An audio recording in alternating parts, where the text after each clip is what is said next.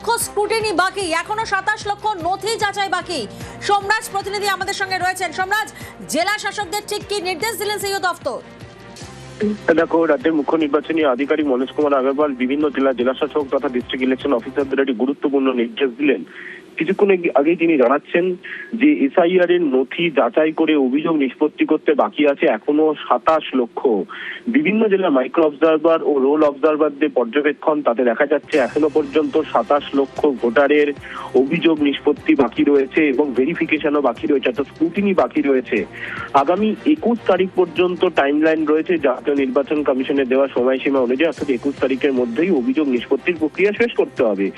তার জন্য রাজ্যের মুখ্য নির্বাচনী আধিকারিক নির্দেশ দিচ্ছেন বিভিন্ন জেলা শাসক তথা ডিস্ট্রিক্ট ইলেকশন অফিসারদের যে ইআরও এবং এইআরওর মাধ্যমে দ্রুত নিষ্পত্তি প্রক্রিয়া শেষ করতে হবে এবং এই যে 27 লক্ষ অভিযোগ নিষ্পত্তি বাকি রয়েছে সেগুলি জেলা শাসক তথা ডিস্ট্রিক্ট ইলেকশন অফিসারদের মনিটরিং করতে হবে।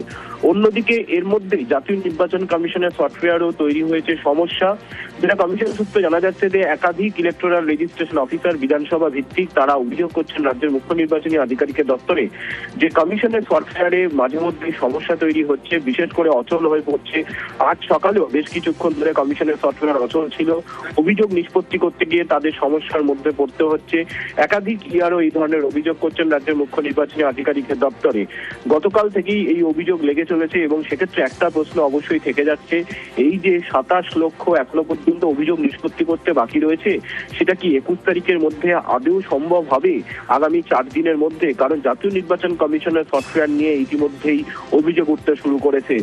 আজও রাজ্যের মুখ্য নির্বাচনী আধিকারিকের দপ্তরে একাধিক ইআরও তারা অভিযোগ জানাচ্ছেন যে কমিশনের সফটওয়্যার মাঝে মধ্যেই অচল হয়ে পড়ছে। ফলত সেই জায়গায় দাঁড়িয়ে একদিকে যখন রাজ্যের মুখ্য নির্বাচনী আধিকারিক নির্দেশ দিচ্ছেন যে অভিযোগের নিষ্পত্তি যাতে দ্রুত করা হয় তার পদক্ষেপ করতে হবে, অন্যদিকে কমিশনের সফটওয়্যার নিয়েই মাঝে মধ্যে অভিযোগ তুলছেন ইআরওরা, কারণ কমিশনের সফটওয়্যার মাঝে মধ্যেই অচল হয়ে পড়ছে। একেবারে